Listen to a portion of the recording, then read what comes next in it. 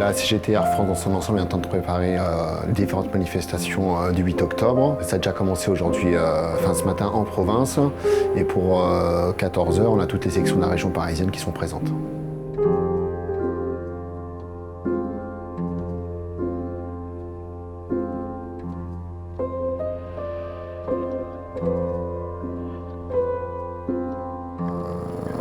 Les salariés d'Air France dans leur ensemble, une grande majorité, sont exaspérés. Le fait que les médias ne retiennent que les actes isolés du 5 octobre et qu'ils ne retiennent pas les 2900 suppressions d'emplois de programmées dans la phase 1 du plan B, alors que cette manifestation intercatégorielle, pilote, hôtesse, steward et personnel sol, s'est déroulée le plus pacifiquement possible.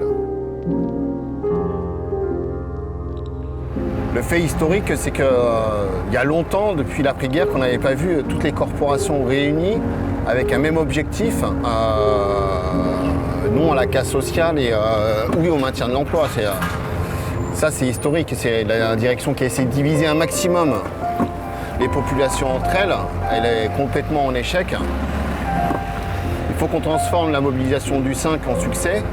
Et on est pleinement conscient que le 5, c'est qu'une première étape, c'est qu'une photographie, ça ne va pas s'arrêter là. C'est la détermination qui fera vraiment la différence.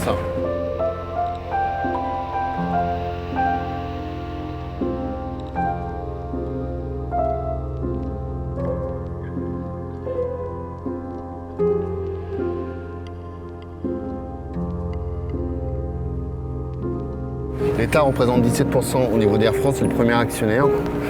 Il y a un État paisible, un État dormant qui ne se préoccupe pas de ce qui se passe au sein de l'entreprise Air France.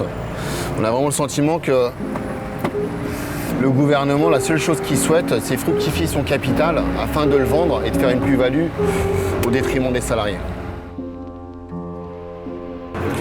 Aujourd'hui, la CGT Air France, qu'elle demande afin de sortir de cette impasse, c'est fait une proposition avec l'intersyndicale. Où sont représentés les personnels navigants, hôtesse, steward, pilote et sol. Une réunion tripartite. Dans cette réunion-là doit être représentée donc, la direction d'Air France, bien entendu, les organisations syndicales, ainsi qu'un représentant du gouvernement avec un mandat. Ce qu'on demande, c'est que dans cette feuille de route, on regarde le développement d'Air France, l'investissement au niveau d'Air France afin de pouvoir investir dans des avions de nouvelle génération. On veut bien parler de productivité, c'est pas un gros mot pour nous, il faut qu'il y ait une parallèle sociale. Et bien entendu, on est sur le maintien de l'emploi, on n'acceptera aucun licenciement au sein de la compagnie Air France.